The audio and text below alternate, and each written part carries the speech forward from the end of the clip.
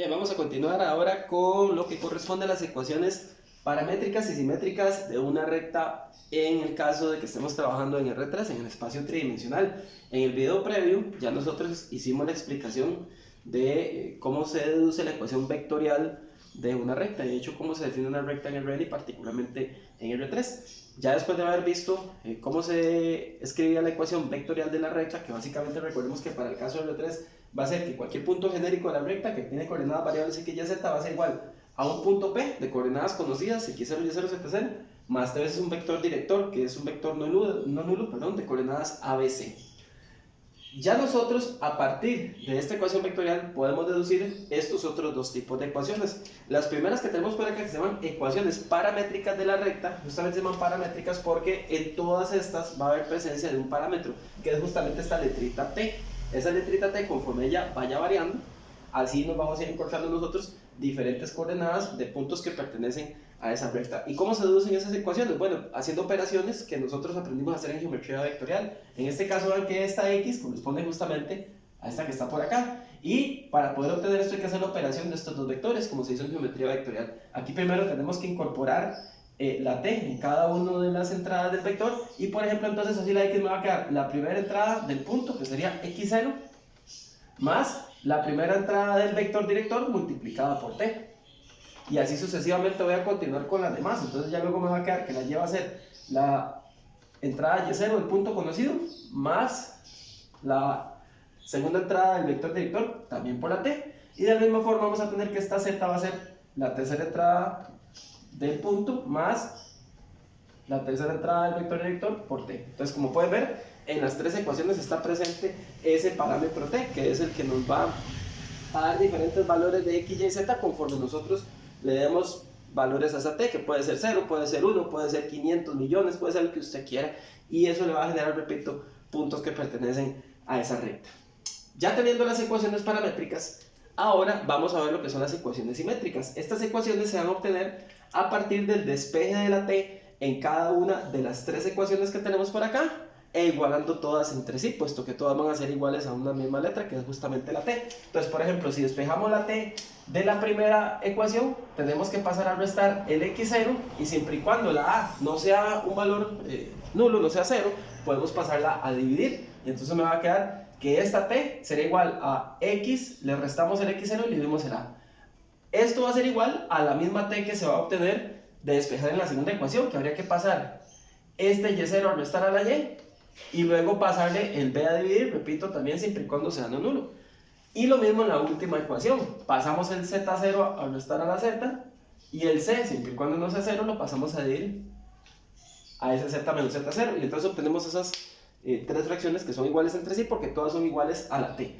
Un detallito muy importante con respecto a las ecuaciones simétricas es el hecho de que si alguno de los tres valores ABC de las coordenadas del vector director es nulo, entonces en ese caso no tendríamos tal parte. Por ejemplo, si aquí esto fuera 0, la a fuera 0, entonces solo tendríamos x0, y solamente hacemos el despeje de estas dos, de manera que entonces igualamos únicamente las dos fracciones en donde se pudo despejar la t, y la otra igualdad que nos quedó simplemente la ponemos junto con las otras separada por una coma, si fuese ese el caso. Pero por lo general, si nos da la posibilidad de poder despejar todas y cada una de las en las tres ecuaciones podemos despejar la t, entonces, como hicimos antes, aquí nos va a quedar x menos x0 entre a, e igual a lo que se obtiene de despejar en las demás. Entonces, también un detalle muy importante que hay que tener aquí es el hecho de que yo, teniendo cualquiera de los tres tipos de ecuaciones de la recta, puedo encontrar los otros dos. Si a mí me dan la vectorial, ya hicimos el paso de aquí para acá para encontrar las paramétricas, y de aquí para acá para encontrar las simétricas. Pero si yo, por ejemplo, tengo las paramétricas, me puedo volver, ¿verdad?, reconociendo que estos van a ser las entradas del punto, y que los que acompañan a la t son las entradas del vector director. Yo puedo escribir la ecuación vectorial, y también, ya conociendo esto, puedo pasar a las simétricas, y de la misma forma yo puedo reconocer aquí un detalle muy importante y muy bonito, que los denominadores, así como están, ¿verdad?, siempre y cuando la x, la y y la z estén positivas, los denominadores van a corresponder a las coordenadas del vector director, y estos numeritos que se están restando de x, y, z con signo contrario serían las coordenadas de mi punto. Entonces, yo teniendo cualquiera de los tres tipos de la ecuación de la recta, puedo encontrar los otros dos. Vamos a ver aquí un ejemplo donde vamos a involucrar un ejercicio que hicimos en un video previo, en donde nosotros conocimos la ecuación de una recta que contenía a este punto y a otro punto que hemos dado, pero que a partir de este punto y el que teníamos en el otro ejercicio habíamos sacado que el vector director era este vector u de acá.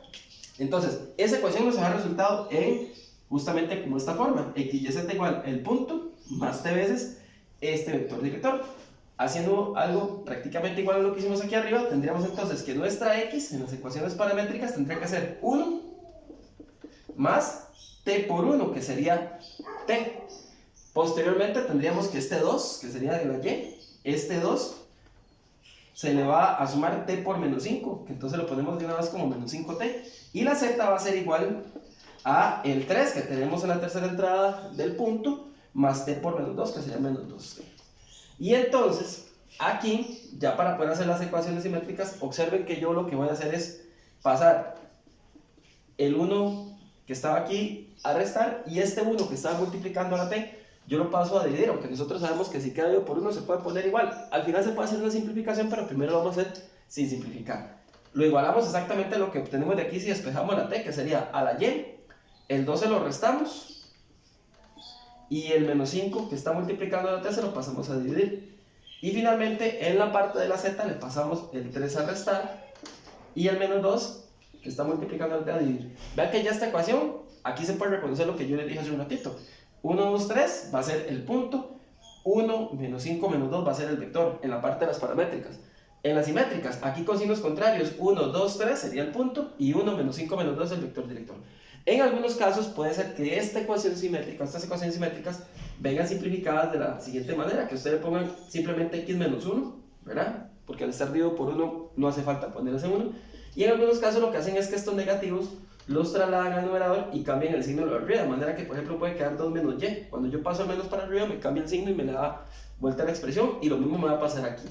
Yo les recomiendo que siempre se fijen en este detalle, porque en algunos casos cuando ocupemos hacer ciertos ejercicios nos pueden dar la ecuación ya simplificada y nosotros tenemos que tenerla de esta forma, que esté x menos un valor, y menos un valor y z menos un valor, siempre las variables de primero sin signos negativos que las antecedan, para que entonces los valores que estén en el denominador sean efectivamente los del vector director, porque podemos ver que aquí ya variaron estos valores con respecto sobre todo a estos dos últimos, ¿verdad? Entonces siempre hay que tenerlo en esta forma, como la que dice aquí arriba, para que podamos identificar correctamente quién va a ser tanto el punto de la recta como el vector director. Entonces ya con este pequeño videito espero que les haya quedado claro cómo pasar de ecuaciones